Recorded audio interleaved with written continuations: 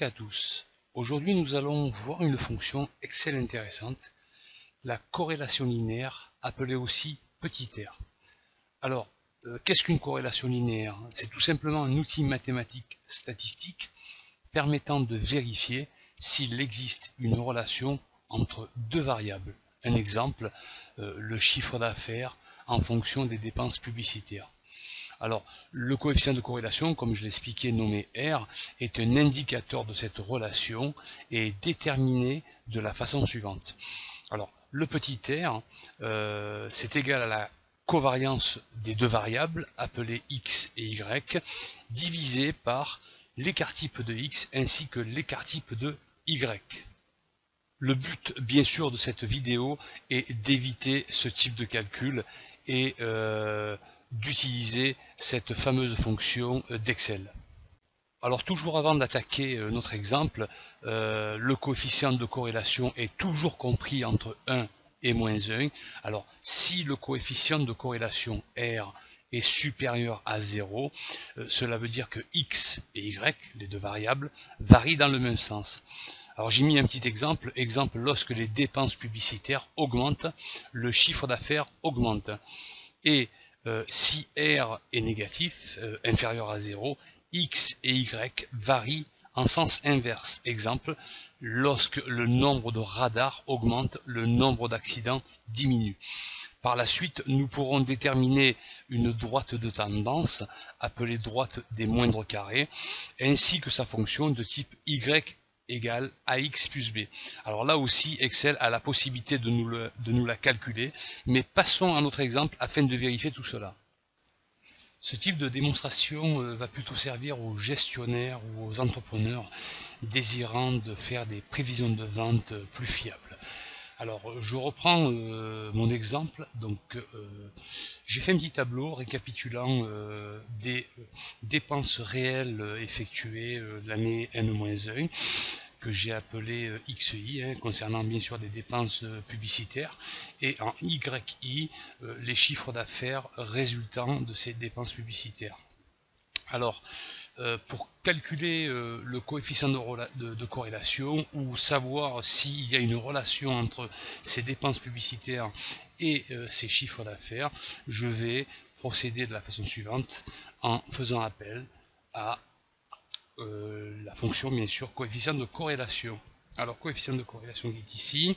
Alors, Excel me demande de sélectionner ma première matrice étant mes dépenses publicitaires. Donc je vais sélectionner, et pour passer à la deuxième matrice, je fais point virgule, je vais maintenant sélectionner mes chiffres d'affaires et je vais taper sur Entrée.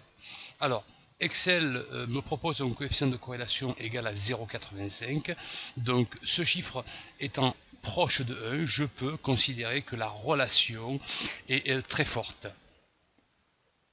J'aurais pu calculer ce coefficient de corrélation d'une manière plus manuelle, voilà, donc je passe à l'onglet 2 et j'aurais dû effectuer des calculs un petit peu plus longs et peut-être fastidieux. Donc j'ai exactement le même chiffre, 0,85. Alors je reviens sur l'onglet 1, je vais maintenant aller un petit peu plus loin dans ma démonstration, donc je vais sélectionner mes deux variables et insérer tout simplement un graphique adapté bien sûr, et ce graphique ce sera un graphique nuage de points. Donc je vais aller dans l'onglet insertion, le groupe graphique, et ici nuage de points. Alors je vais me mettre ici, voilà. Je vais à présent sélectionner, rajouter plutôt ma droite de tendance en sélectionnant le graphique et en cliquant sur plus. Alors je travaille sur Excel 2013 pour ceux qui n'ont pas la même version. Alors plus, donc je vais aller cliquer sur courbe de tendance et aller chercher des options type R2. R2 étant le coefficient de détermination, je vous dirai ce que c'est.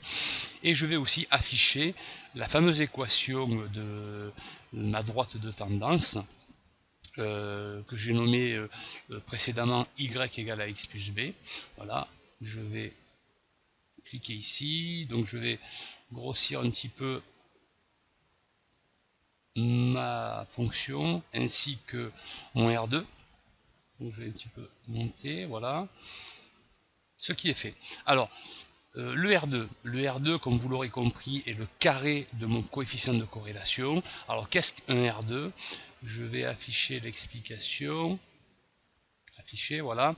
Alors, le R2 plus le coefficient de détermination R2 se rapproche de 0, plus le nuage de points est diffus autour de la droite de régression, droite de tendance. Au contraire, plus le R2 tend vers 1, plus le nuage de points se rapproche de la droite de régression. Quand les points sont exactement alignés sur la droite de régression, on a R2 égale 1. Donc si mon R2 est égal à 1, mon équation est tout à fait justifiée, et bien sûr mon coefficient de corrélation est tout à fait justifié. Donc à partir de là, je vais pouvoir plus aisément faire mes prévisions de vente. Et enfin, afin de mieux comprendre ce nuage de points, bon, je vais prendre par exemple le mois d'août, hein, qui apparemment est ici.